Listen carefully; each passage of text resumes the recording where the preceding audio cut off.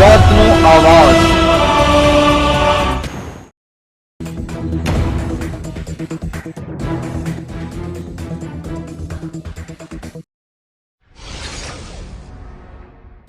રાજકોટ જિલ્લાના ધોરાજીમાં ઉપલેટાના પૂર્વ ધારાસભ્ય લલિતભાઈ વસોયાએ કેન્દ્ર સરકાર ઉપર કટાક્ષ કર્યા।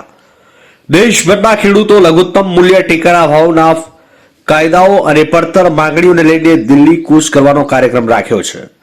દેશભરના ખેડૂતો લઘુત્તમ મૂલ્ય ટેકાના ભાવના કાયદો અને બાકીની પડતર માંગણીઓ અંગે દિલ્હી કૂચ કરવાનો કાર્યક્રમ આપ્યો છે।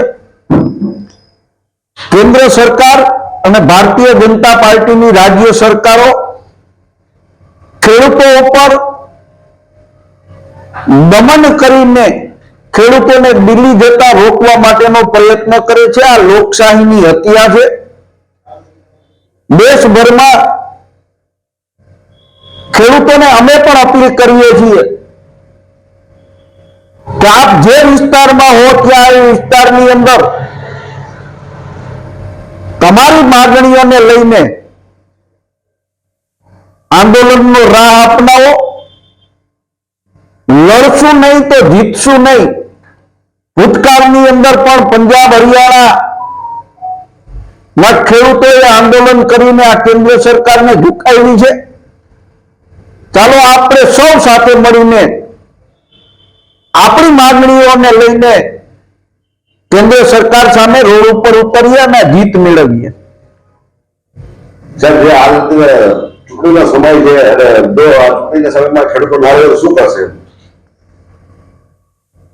લોકસભાની ચૂંટણી નજીક આવી રહી છે। ભારતીય જનતા પાર્ટીના શાસકો ડરપોક છે। ખેડૂતો પોતાની માંગણીને લઈને અડગ લઈ રોડ ઉપર ઉતરશે